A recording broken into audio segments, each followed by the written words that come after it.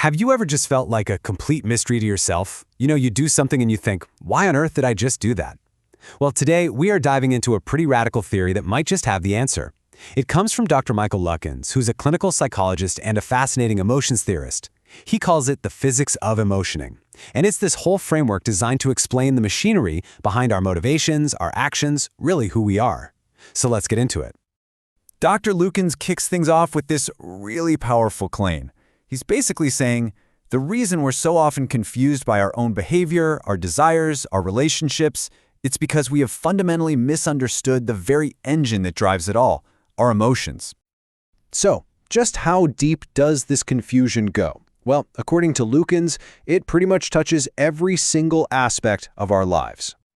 And this stuff, it cuts deep. We think we know ourselves, right? But then we're completely surprised by our own reactions. We believe we have this solid value system, but we don't realize it might be shaped by emotional dynamics we aren't even aware of. This isn't just some academic problem. Dr. Lukens argues it's the very root of our everyday confusion about ourselves and, about other people too. Okay, so if we're all walking around fundamentally confused, what's the solution? Well, Dr. Lukens proposes a whole new way of looking at ourselves. Not as these mysterious, unknowable souls, but as complex living machines whose operations can actually be understood. The entire theory is built on this one core principle. Structure is destiny. Okay, think of it this way. If you tilt a cookie sheet, a drop of water is just going to roll right off. But a blob of mercury, with its totally unique structure, it'll roll down completely differently. And, a dab of superglue, it's not moving at all. The structure determines the outcome.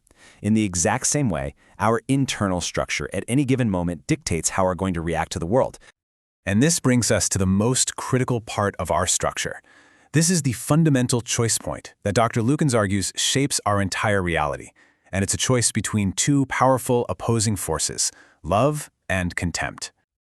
So, it all unfolds in this four-step process. First, you've got your structure. That's who you are in that very instant. Second, you have perception. This is the lens you use to see the world. Now, that perception leads to the third step, creating meaning.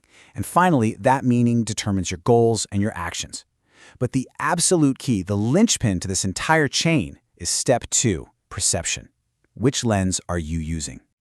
This right here is the master filter. According to the theory, before we even process an event, our ground of being, where we stand on this continuum between love and contempt, has already determined which lens we're going to use.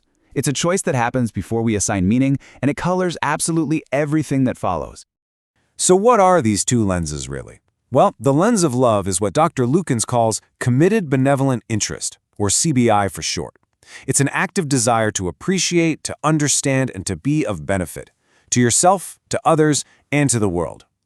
Its total opposite, the lens of contempt, is an orientation to blame, to dismiss, to invalidate, and just to feel apathy. One builds up, the other tears down. It's that simple. And the stakes here could not be higher. This idea is echoed by the philosopher Eli Siegel, who flat out stated that contempt is at the core of all mental illness. Think about that. When our fundamental orientation toward the world is one of dismissal and tearing things down, our mental health suffers profoundly. Okay, so what does this actually look like in the real world? How does this one single choice create two completely different emotional realities? Let's take a look at how some basic emotions get totally transformed by each lens. Let's take fear. When you filter fear through the lens of love, that CBI we talked about, fear becomes this expansive concern. You're not just afraid for yourself, you're afraid for what might happen to other people, to the world. But through contempt, fear shrinks into a purely selfish concern. If it's a threat to others but not to you, you just don't care. And what about anger? Through love, anger is actually a protective tool. It's that righteous anger that rises up to defend yourself and others from harm. But through contempt, anger becomes a weapon. It's this seething disgust that's used to punish, to attack, and to tear others down. It could be the same trigger, but it creates two completely different worlds. Now, this one reveals a really powerful paradox. We tend to think of love as only good, happy feelings, but Lukens argues that love is what actually connects us to difficult emotions like guilt and shame. It allows us to feel regret and take responsibility. Contempt does the exact opposite. It tries to avoid these feelings at all costs, completely disconnecting us from our own actions. And finally, let's talk about joy. Through love, joy is all about creating and sharing. It's a desire to bring more joy into the world for everyone. But the joy of contempt is something else entirely. Schadenfreude. It's that pleasure you get from seeing other people suffer or fail or be embarrassed. One is a source of connection, the other is a celebration of destruction. So you see, this whole framework moves way beyond just a psychological model and into a profound moral choice. For Dr. Lukens, our stance on that love-contempt continuum is directly linked to our moral development. It's about what we ultimately commit ourselves to at our core. And the stakes are laid bare right here. Love isn't just some fleeting feeling. It's the very source of meaning in our lives.